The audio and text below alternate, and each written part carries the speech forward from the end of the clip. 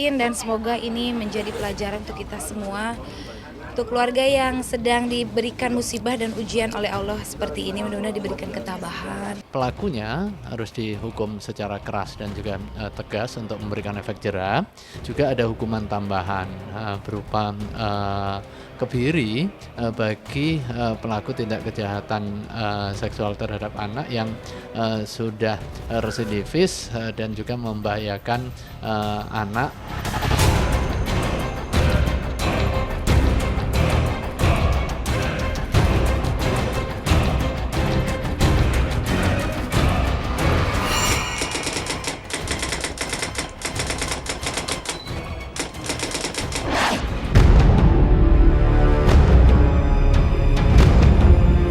Masih lekat dalam ingatan kasus menggemparkan yang menimpa Yeye, siswi berusia 14 tahun di Bengkulu yang meninggal usai mengalami tindak asusila. Seolah tak mengambil pelajaran dari kasus tersebut, kasus tindak asusila terhadap anak kembali terjadi. Kali ini menimpa siswi sekolah dasar di Semarang, Jawa Tengah, SR yang masih berusia 12 tahun. Pelaku tindak asusila tersebut diduga berjumlah 21 orang dalam sepekan. Akibatnya saat ini SR mengalami trauma. Kasus ini tengah dalam penyelidikan Polrestabes Semarang dan telah mengamankan 6 orang yang diduga kuat adalah pelaku. Kasus kejahatan tindak asusila terhadap anak yang kembali terjadi mengundang keprihatinan. Apalagi kasus serupa kian marak dan semakin meresahkan masyarakat. Aku turut prihatin dan semoga ini menjadi pelajaran untuk kita semua. Untuk keluarga yang sedang diberikan musibah dan ujian oleh Allah seperti ini, mudah-mudahan diberikan ketabahan. Semoga sabar, ya Allah, astagfirullahaladzim, semoga tidak terjadi terhadap kita di sekeliling kita terdekat ya. Yang harus dibahas pertama adalah kajian hukum kebiri dalam Islam. Ada beberapa pendapat ulama-ulama klasik dan dalam kitab-kitab Turath, kitab-kitab klasik, sebagian besar ulama tidak sepakat ketika manusia dikebiri, karena itu diberlakukan hanya untuk binatang.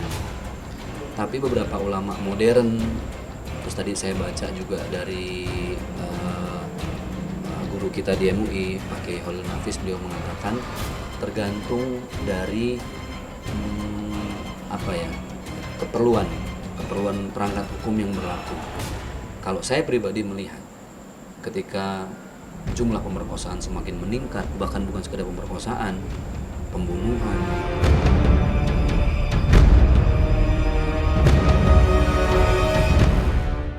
Sejak kasus Yeye, sebenarnya pemerintah sudah mengeluarkan upaya tegas dengan mengeluarkan peraturan pemerintah pengganti Undang-Undang Nomor 1 Tahun 2016. Dalam Perpu tersebut, pelaku kejahatan tindak asusila terhadap anak dianggap kejahatan luar biasa dan pelaku bisa dijerat dengan hukuman mati. Hukuman tambahan juga dikeluarkan bagi pelaku yang melakukan kejahatan lebih dari 2 kali, yakni hukuman kebiri.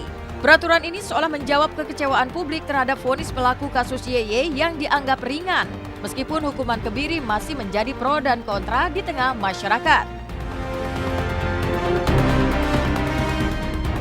Secara khusus Presiden mengundang KPAI untuk melakukan rapat terbatas dengan agenda tunggal, yaitu pencegahan dan juga penanggulangan tindak kejahatan seksual terhadap anak.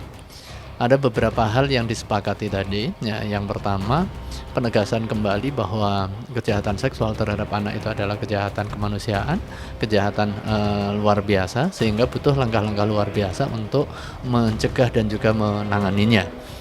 Salah satu ikhtiar untuk melakukan pencegahan itu adalah pemberatan hukuman melalui penerbitan Perpu atau peraturan pemerintah pengganti undang-undang, yang salah satu isinya adalah pemberatan hukuman hingga hukuman mati bagi pelaku tindak kejahatan seksual terhadap anak. Juga ada hukuman tambahan berupa kebiri bagi pelaku tindak kejahatan seksual terhadap anak yang sudah residivis dan juga membahayakan anak. Tadi disebutkan kalau pelakunya sudah sampai tingkat bandot begitu. Ini perlu disediakan ruang untuk pemberlakuan hukuman kebiri.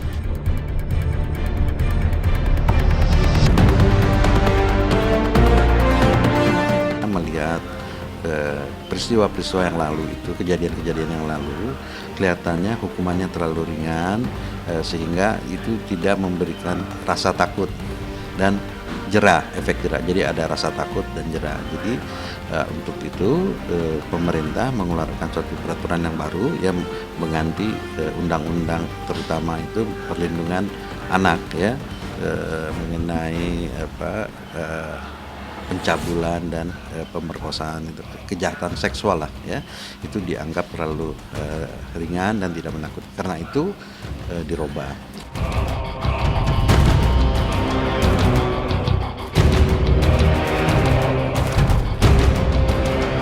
Indonesia Darurat Kejahatan Seksual Terhadap Anak. Inilah yang bergema di seluruh lapisan masyarakat melihat maraknya kasus tindak asusila terhadap anak-anak yang masih di bawah umur.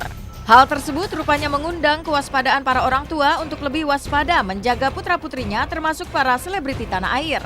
Mereka meningkatkan kewaspadaan atau membekali anak mereka dengan bela diri agar tak menjadi korban kejahatan. Kalau saya terbilang bawel, kayak misalkan anak-anak harusnya pulang jam segini, itu saya teleponin terus di mana mereka kok belum sampai rumah, terus mereka sampai ke gurunya pun saya bawel gitu ya. Tolong liatin dong Miss, anak saya gini-gini. Jadi memang kan karena kita kan nggak bisa 24 jam sama mereka. Setelah mereka keluar dari rumah, mereka sekolah, kita harus lepas.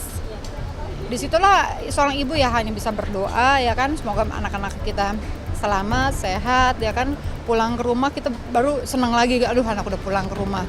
Harus penjagaan yang benar-benar dilakukan. Tapi ya itulah dia, kita tidak bisa selama 24 jam, 7 hari dalam seminggu mengawasi, mendampingi anak-anak kita. Anak-anak kita juga perlu tumbuh, perlu kembang, perlu percaya diri. Mereka juga perlu mandiri untuk bisa berdiri sendiri kemana-mana, berani.